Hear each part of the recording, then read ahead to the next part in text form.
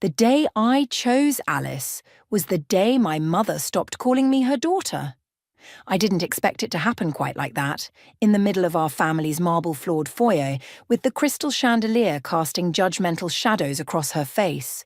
My name is Sierra, and until that moment, I'd been the perfect Blair daughter. Ivy League educated, successful in the family business, and, according to my mother, just one good marriage away from completing the picture-perfect life she'd planned for me. "You can't be serious," my mother said, her voice sharp enough to cut glass. "Adoption? Have you lost your mind?" I stood my ground, though my hands were trembling. "I've met her, Mom. Alice is incredible. She's brilliant, kind, and—" "She's not blood," my father interrupted, emerging from his study. His presence filled the room like a storm cloud. "The Blair name means something, Sierra. We don't just take in strays." The word strays hit me like a physical blow.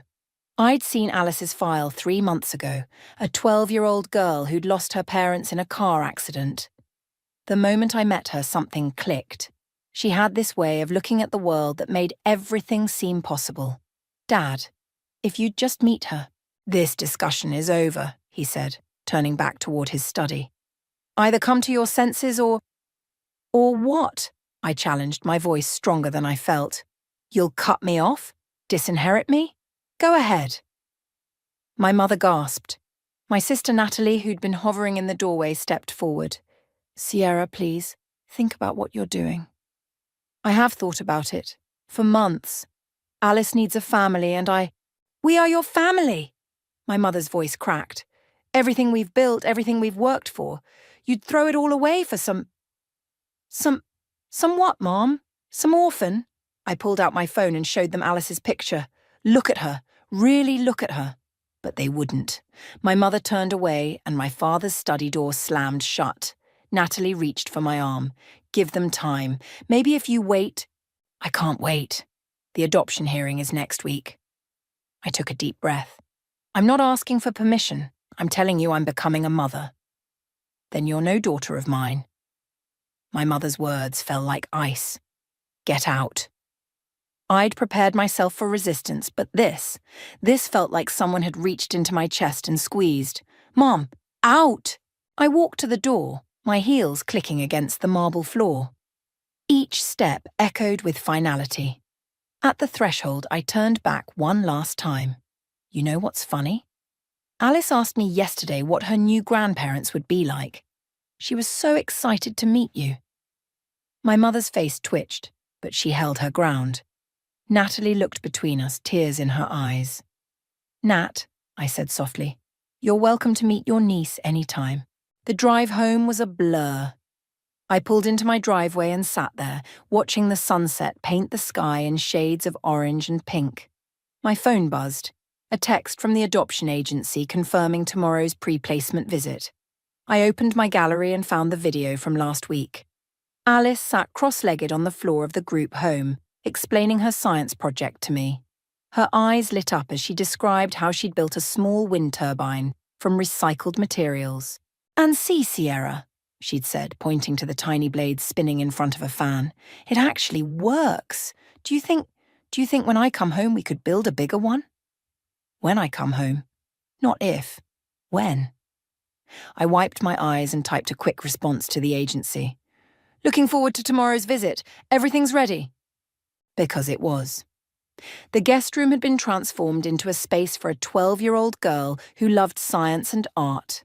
The walls were painted her favourite shade of blue, and a desk by the window waited for her projects. On the bookshelf, engineering books sat next to Harry Potter.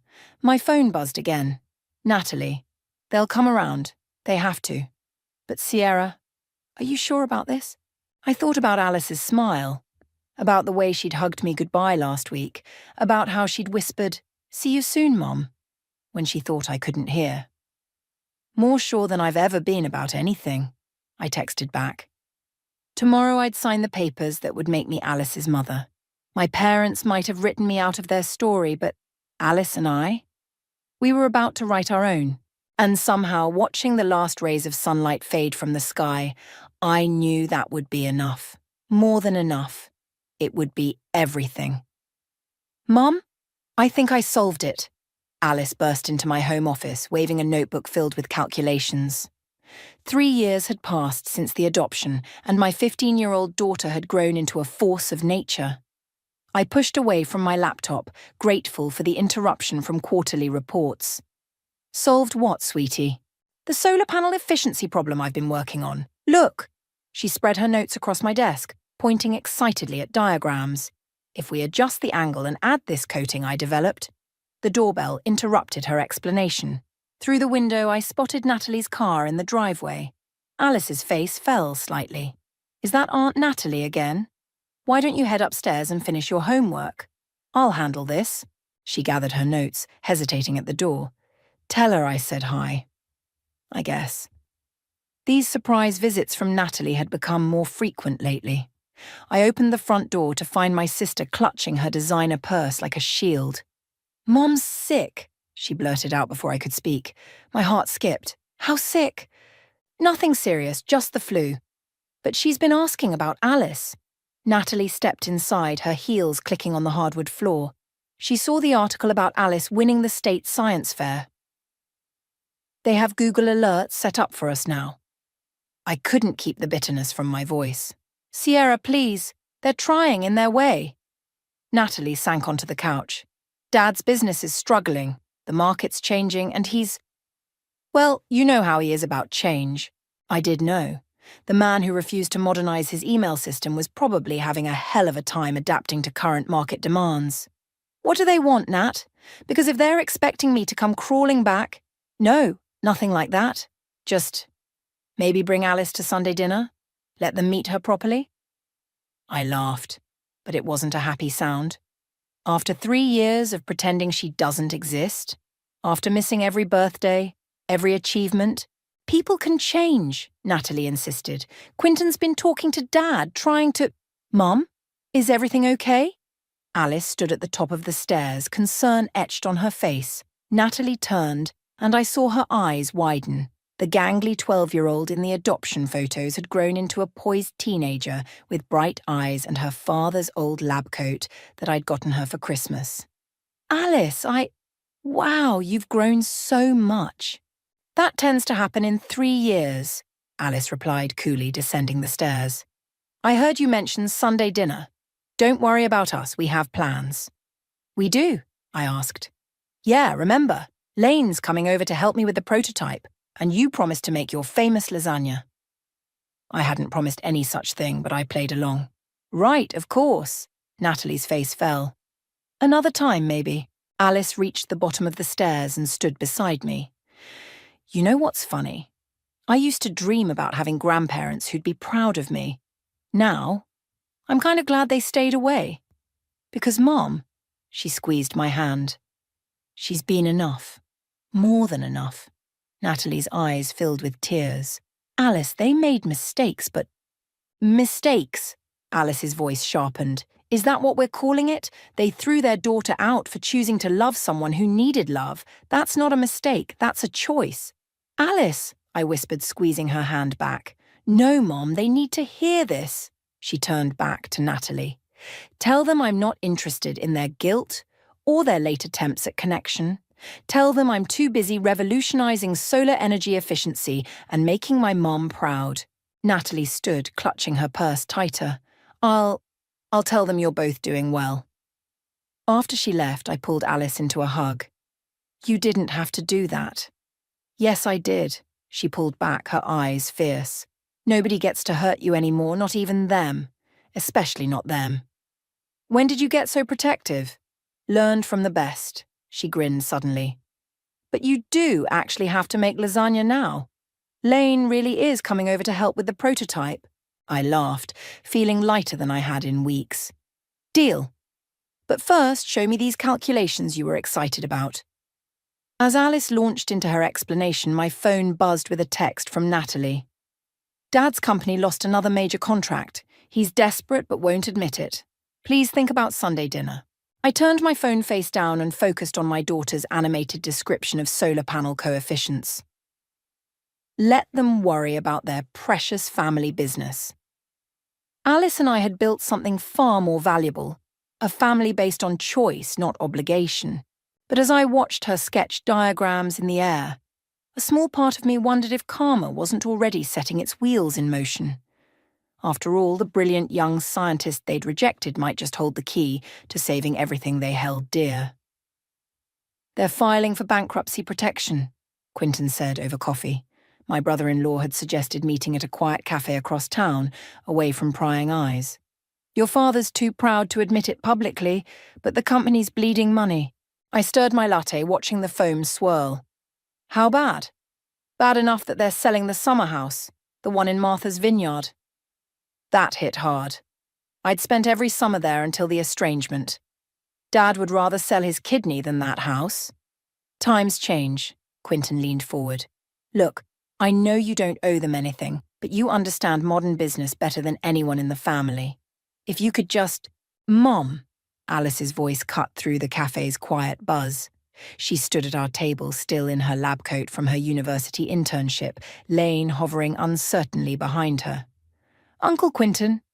"Alice," Quinton stood, smiling warmly.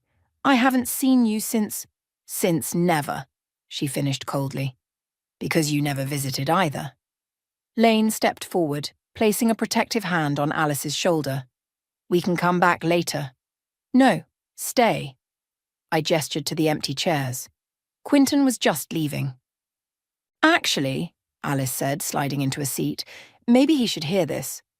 She pulled out her tablet.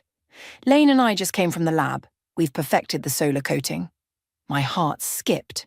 She'd been working on this project for months, refusing to show anyone but Lane and me until it was ready. "The what?" Quinton asked.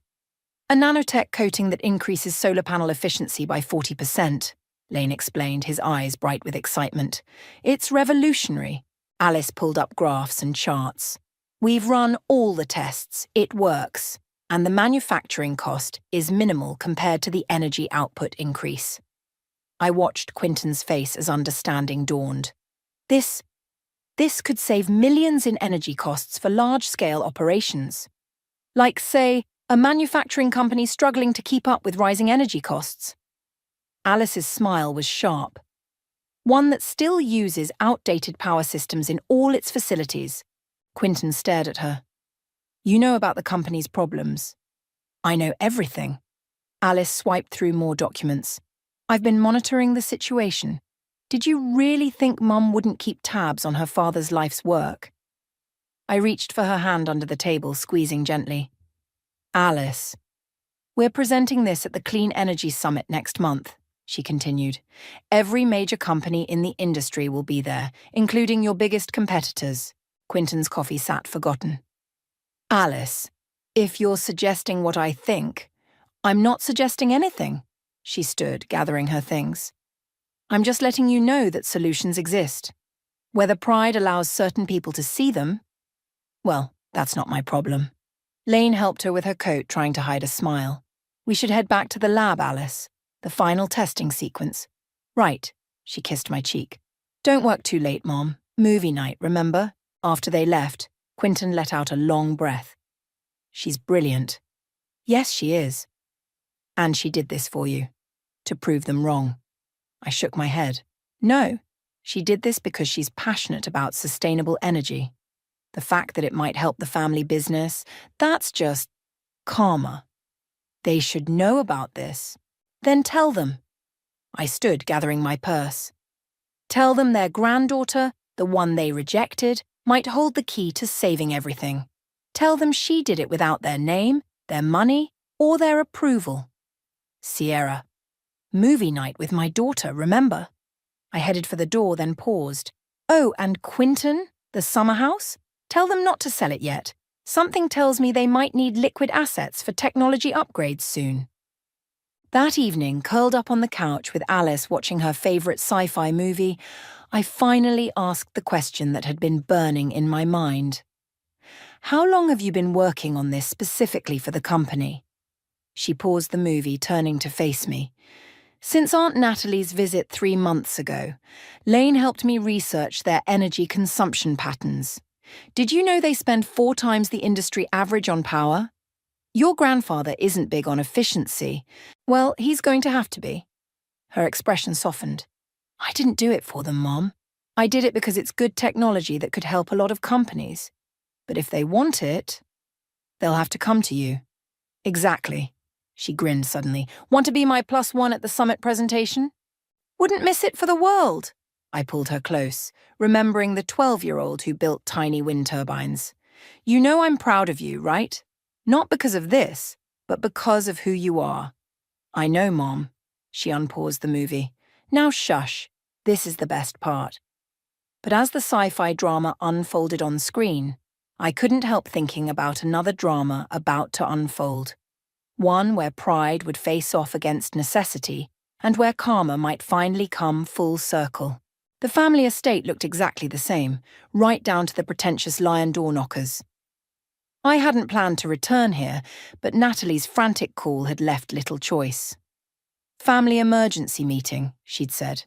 Dad's making some kind of announcement. Alice squeezed my hand as we stood at the door. Ready? Are you? Born ready. She smoothed her blazer, professional, polished, nothing like the rejected orphan they probably imagined. Besides, Lane's on standby if we need a quick escape. The door opened before we could knock. Natalie stood there, eyes wide. You came. Both of you. Let's not make it a bigger deal than it is, I said, stepping inside. The foyer still smelled of Mom's favourite potpourri.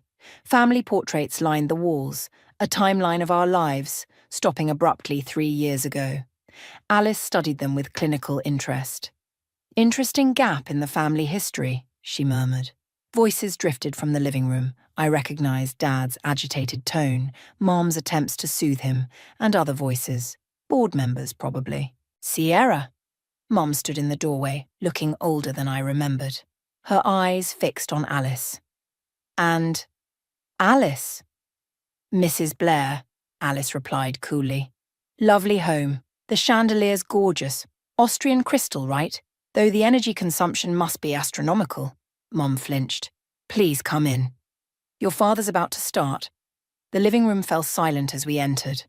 Dad stood by the fireplace, his usual power position, but something was off. His shoulders sagged, his hair greyer than ever. Sierra. He nodded stiffly. I wasn't sure you'd come. Natalie said it was important. It is. He cleared his throat, addressing the room. As you know, we've faced some challenges lately. Market changes, rising costs. Just say it, Kingsley, one board member interrupted. We're sinking. We're not sinking, Dad snapped. We're adapting, which is why I've called this meeting. I'm announcing my retirement. Gasps filled the room. Mum grabbed the nearest chair for support. The board will begin searching for a new CEO immediately, Dad continued. Someone who understands modern markets, someone who can... Actually, Alice's voice cut through the shock like a laser. I have a better idea. All eyes turned to her. She stood, pulling out her tablet with the same confidence she showed in the lab. Alice, I warned softly. Trust me, Mom. She connected her tablet to the room's projector. Mr. Blair, grandfather if you prefer, though you haven't earned that title, your company's main problem isn't leadership. It's inefficiency. Graphs appeared on the screen. Energy consumption rates, cost analyses, projection models. Your facilities use outdated systems that bleed money, but there's a solution. She pulled up her research. A proprietary nanotech coating that could cut your energy costs by 40%. The board members leaned forward. Dad's face reddened. Who do you think you are? He began. I'm the person who developed this technology, Alice cut in. The same person you rejected because I wasn't blood. Ironic, isn't it? This is preposterous, Dad sputtered. You're just a brilliant scientist, a board member finished. I read about your work in Tech Monthly. That coating, it's revolutionary, Alice smiled. Thank you. We're presenting at the Clean Energy Summit next month. Every major company will be there, including your competitors. The room erupted in urgent whispers. Dad gripped the mantle, knuckles white. What do you want? He asked finally. Want? Alice looked genuinely surprised. I don't want anything. I'm simply presenting options. You can either swallow your pride and work with me, or watch your life's work crumble because you couldn't see past your own prejudices. Mom stepped forward. Alice, please, we made mistakes. Mistakes? I stood beside my daughter. You threw us away, and now you want her help? The company's not just about us, Natalie interjected. Hundreds of employees depend on it. Alice's expression softened slightly. I know. That's why I'm here. But understand this. If we do this, we do it my way. No compromises, no conditions. Dad opened his mouth, closed it, then nodded once. Good. Alice gathered her things. Have your lawyers contact Mum's office to set up a meeting. We'll discuss terms then. As we turned to leave, she paused at the door. Oh, and grandmother, that chandelier. Switch to LED bulbs. Small changes make big differences. In the car, I finally found my voice. That was satisfying? She grinned. Just wait until they read my terms. Lane helped me draft them. They're going to love the environmental compliance clauses. You're enjoying this, aren't you? Mum, they hurt you. Hurt us. But instead of revenge, I'm offering salvation. She pulled out her phone to text Lane. Sometimes, the best revenge is forcing people to face their own failures, and then helping them fix them. I started the car, glancing one last time at the house. Through the window, I could see them all still standing there, shocked into silence by the hurricane that was my daughter. Ready to go home? I asked. Actually, she smiled. I think we just started something much bigger than going home.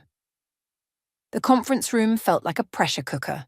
On one side sat my father, mother, and 3 board members. On our side, Alice, Lane, our lawyer, and me. The contract lay between us like a loaded weapon. This is absurd, Dad exploded, throwing down his reading glasses. 51% control of environmental initiatives, mandatory board positions for both of you, complete restructuring of our energy systems within 18 months. Those are my terms, Alice replied calmly. The technology alone will save you millions annually. The restructuring will position you as an industry leader in sustainable manufacturing. We've operated the same way for 40 years, and that's exactly why you're failing.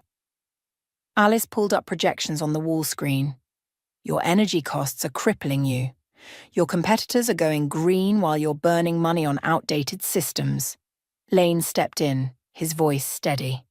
We've run the numbers extensively. Even with implementation costs, you'll see return on investment within 2 years. Return on investment? Mom's voice quavered. This isn't just about money. This is our family legacy. Family? I couldn't help but laugh. Now you care about family? Sierra, our lawyer warned softly. No, let's talk about family, Alice said, standing. 3 years ago, you threw away your daughter because she chose to love someone who needed love. Now you're facing bankruptcy and suddenly family matters. The room fell silent. Even Dad couldn't meet her eyes. Here's what's going to happen, Alice continued. You'll sign this contract. I'll save your company. But understand this. I'm not doing it for you. I'm doing it for the hundreds of employees who depend on their paychecks, for the environment. And yes, for my mother, who still checks your company's stock prices every morning because despite everything, she cares about her father's life's work. I felt tears prick my eyes.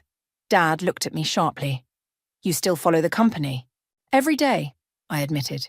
Just because you stopped being my father doesn't mean I stopped being your daughter. Mum made a small, broken sound. The coating technology is just the beginning, Alice pressed on. I have plans for complete modernization, solar integration, waste reduction systems, but it happens on my terms. Or what? One board member asked. Or I take it to your competitors. They're already interested. She smiled. Very interested. Dad stood abruptly, pacing to the window. You're blackmailing us. No, I'm offering you salvation. The choice to take it is yours. Lane pulled out another document. We've also drafted a press release announcing the partnership. The market would respond very favourably to a family reconciliation story combined with green innovation. You've thought of everything, Dad said quietly. I learned from you, actually. Alice's voice softened slightly. You always said business is about leverage. Well, here we are. The board members huddled together, whispering urgently. Mom kept looking between Dad and me, her perfectly manicured hands twisting in her lap. Finally, Dad turned from the window. If, and I mean if, we agree to this, what guarantees do we have that you won't just take control and destroy everything? Because unlike you, Alice replied, I understand that family isn't about blood, it's about choice, and I'm choosing to help, despite everything. The question is, are you choosing to let me? The silence stretched like a rubber band about to snap. Then Dad did something I'd never seen before. He sat down heavily, looking suddenly old. Where do I sign? Dad! Natalie burst out from the doorway where she'd been listening. You can't be serious. We don't have a choice, he said quietly. And maybe it's time we admitted that. Alice pushed the contract forward. As Dad reached for a pen, she added, One more thing. Mom gets her old office back, the corner one with the view. I stared at her. I hadn't asked for that. And Sunday dinners, she continued. Not every week, but sometimes, if Mom wants, because this only works if we actually try to be a family. Mom started crying openly now. Dad's hand shook as he signed. Welcome to the future of Blair Industries, Alice said, but her voice was gentle now. Let's build something better, together. As we gathered our things to leave, Mom caught my arm. Sierra, would you like to have lunch sometime? Just us? I looked at Alice, who nodded almost imperceptibly. Okay, I said. But not at the club. There's this little cafe near my office. Anywhere, Mom whispered. Anywhere you want.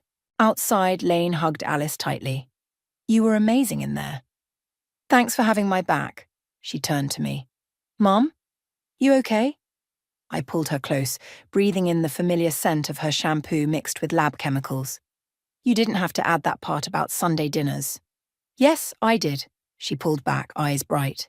Because sometimes fixing things means more than just business plans and contracts. Sometimes it means giving people a chance to be better than they were. Looking back at the building, I wondered if she was right. If maybe, just maybe, karma wasn't about punishment after all. Maybe it was about giving people the opportunity to face their mistakes and choose a different path. They're sabotaging us, Lane burst into my office, waving his tablet.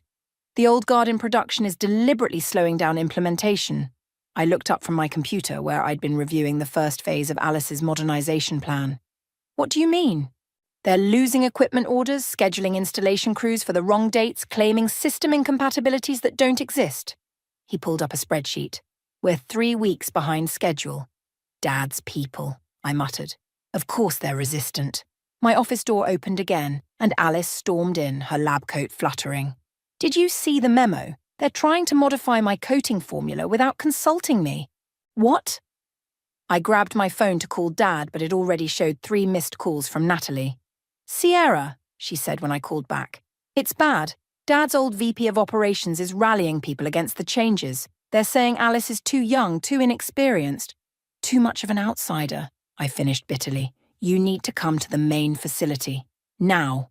The factory floor was chaos when we arrived. Workers clustered in groups, arguing loudly. The installation team sat idle beside crates of new solar panels, while Dad's VP, Richard, held court near the control room. These changes will cost jobs, he was saying. This girl thinks she can waltz in and... This girl is saving your jobs, Lane shouted, pushing forward. Alice grabbed my arm. Mom, look at the control panel. I followed her gaze. The main power systems were running at dangerous levels, well above normal parameters. They're overloading the old system to prove it's more reliable, she whispered. But they've miscalculated. If those readings are accurate...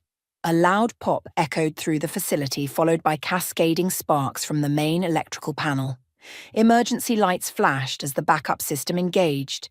Everyone out, I shouted. Emergency shutdown.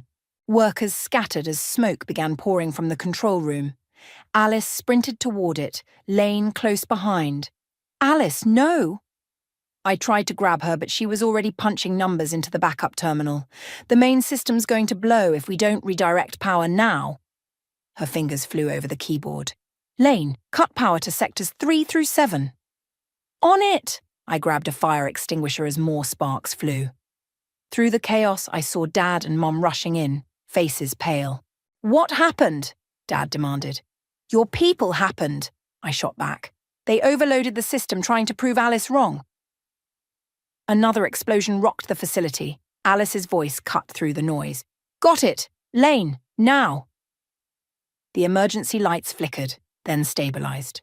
The smoking control panel went dark as backup systems fully engaged. In the sudden quiet, Alice's voice carried clearly. That's what happens when you let pride override science. She turned to face the gathered workers. The old system just failed catastrophically. If we hadn't installed the backup system last week, against significant resistance, I might add, this whole facility would be dark right now. Richard stepped forward. Now see here. No, you see. Alice cut him off. I just saved this facility from a complete meltdown. Your little demonstration of reliability nearly caused millions in damage. Still want to question my competence? Dad pushed through the crowd. Richard, in my office. Now, he turned to Alice. How long until we can restore power? The new system can be online in an hour. The old one? She gestured at the smoking panel. That's dead. Permanently.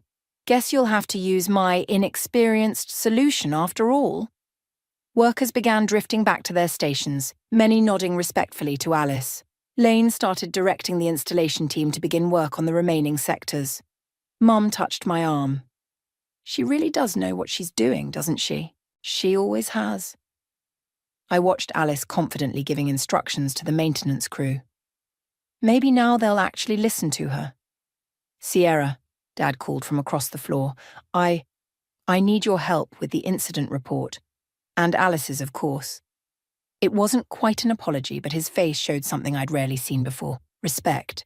Alice joined us, still slightly smoky from the control room. Well, congratulations. You just got your modernization ahead of schedule. Sometimes the universe has a way of forcing change. The universe or a certain teenage genius. I smiled. Speaking of which, she checked her phone. The press will be here in 20 minutes. Something about a heroic young innovator saves family company. Lane's already handling it. Dad's eyes widened. The press? Welcome to modern business management, Alice said sweetly. Now, should we discuss expediting the remaining upgrades? Unless you'd prefer more electrical fires. As we walked toward Dad's office, I caught Alice's small smile. She'd known all along that something like this might happen, and she'd been prepared, turning their resistance into a public relations triumph. My daughter hadn't just inherited my determination, she'd improved upon it. And watching Dad's face as she outlined her accelerated implementation plan, I knew the last pieces of resistance were finally crumbling. Stock's up 70% since the modernization, Lane announced, bursting into the conference room where we were preparing for the company's centennial celebration.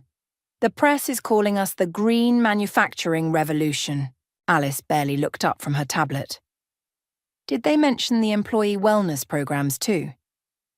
Front page of the Business Journal, he confirmed, dropping a newspaper on the table. Along with a very flattering photo of you and Sierra at the factory reopening.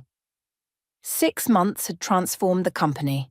The old manufacturing floor now gleamed with solar panels and state-of-the-art equipment. Employee satisfaction was at an all-time high, and our carbon footprint had dropped dramatically. Your father wants to see you both, Mum said, entering with an armful of decorations. In his office, he says it's important. Alice and I exchanged glances. Despite the success, these meetings still carried the weight of years of tension. Dad stood at his office window holding something in his hands. Close the door, please. If this is about the new environmental compliance standards, Alice started, the data clearly shows... It's not about that. He turned, and I was surprised to see his eyes were wet. This is about family. He placed a wooden box on his desk. I recognized it immediately, the family heirloom box passed down through generations of Blairs. Dad, I was wrong, he said simply. About everything. About what makes a family strong. About what makes a business successful. About you, Sierra. And especially about you, Alice. Alice stepped forward cautiously. Mr. Blair, grandfather, he corrected softly. Please, if you'll allow it. He opened the box, revealing the antique compass that had guided our family's first business venture a century ago. This was supposed to go to my firstborn son, he continued, then to my firstborn daughter. But I let pride and tradition blind me to what was right in front of me, the most brilliant mind this family has ever produced. He lifted the compass and held it out to Alice. This belongs to you now. You've shown us all true north when we were lost. Alice's hands trembled as she took it. I don't know what to say. Say you'll stay, Mom blurted out. Both of you. Not just for business, but for Sunday dinners and holidays and everything we missed. There's more, Dad added, pulling out papers. I'm restructuring the company leadership. Sierra, you'll be CEO. Alice, Chief Innovation Officer with a seat on the board.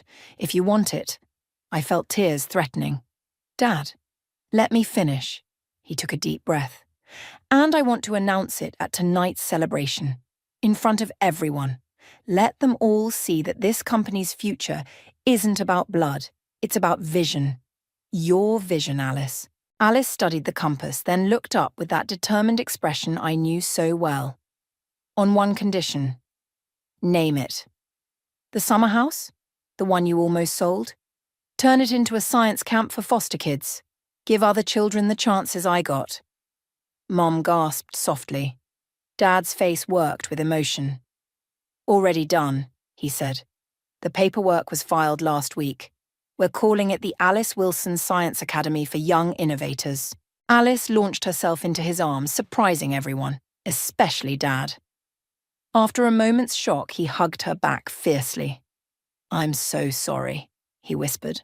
So very sorry. Group hug, Lane called from the doorway, where he'd been not so subtly eavesdropping.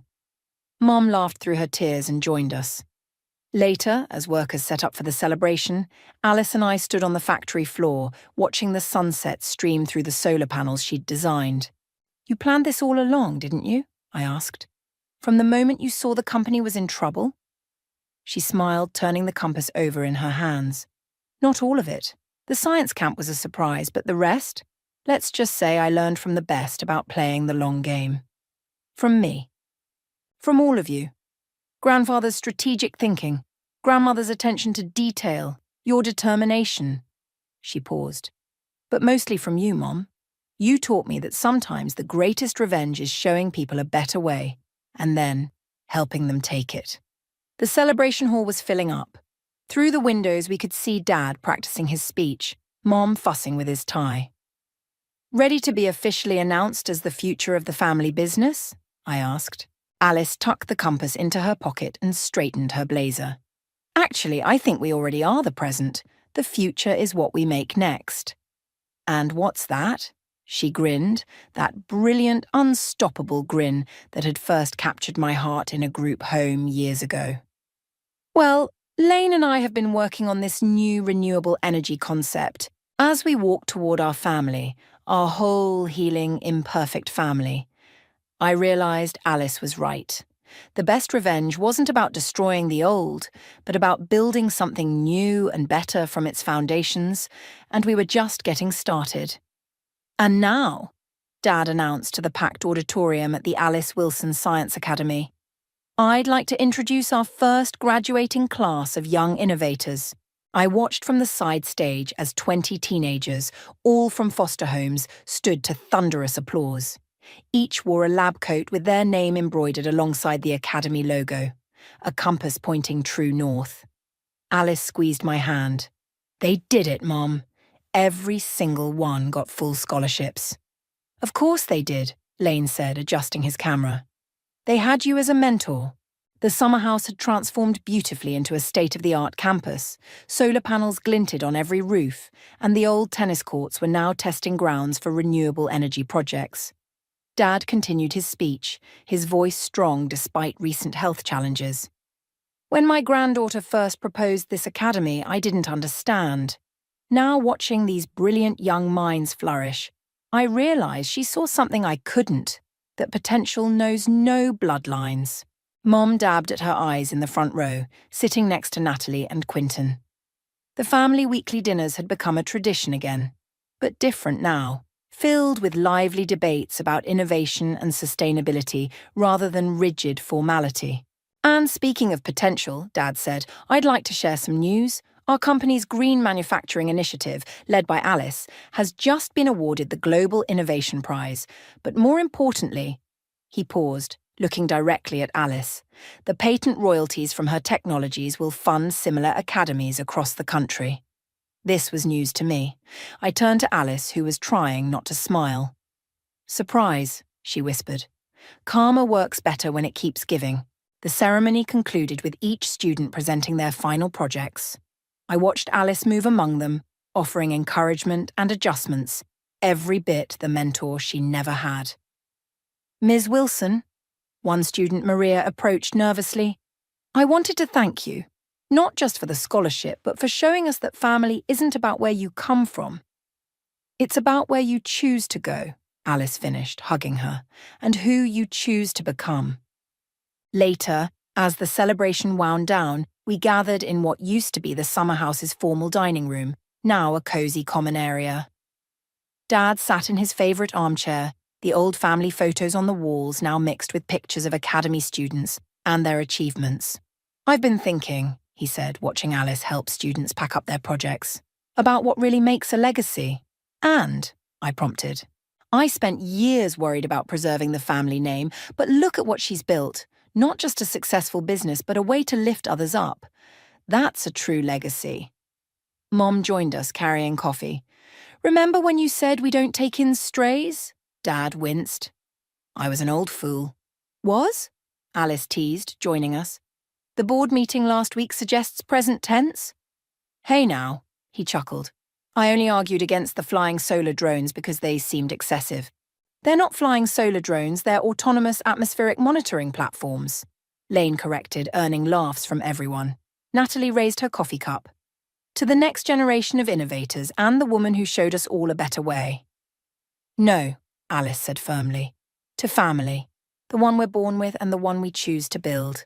As the evening light filtered through the solar windows Alice had designed, I watched my daughter surrounded by her students. My parents beaming with genuine pride, and Lane documenting everything for the Academy's newsletter. The wounds of rejection had healed into something stronger, something that could lift others out of similar pain. Mom, Alice called, Maria wants to show you her improved version of my solar coating. She's increased efficiency another 12%. Impossible, Dad said, but his eyes twinkled. Though I seem to recall saying that about your first design too. I joined them at the demonstration table where Maria's prototype glowed with possibility. Around us, other students gathered, eager to share their innovations, their dreams, their potential. This was Alice's real revenge, not destroying the old guard, but building a new generation that would make the old ways obsolete through sheer brilliance. She had taken rejection and turned it into a revolution of opportunity. Ready to head home? Lane asked as the last students left. Alice looked around the room, at the compass logo on the wall, at her grandfather dozing in his chair, at her grandmother arranging tomorrow's schedule, at me. I am home, she said simply. We all are. And in that moment, watching the sunset paint the academy in shades of gold, I realized that karma hadn't just come full circle. It had spiraled upward, lifting us all to something higher than we'd ever imagined. The lost little girl I'd chosen to love had become the woman who taught us all how to love better. And that was the greatest revenge of all.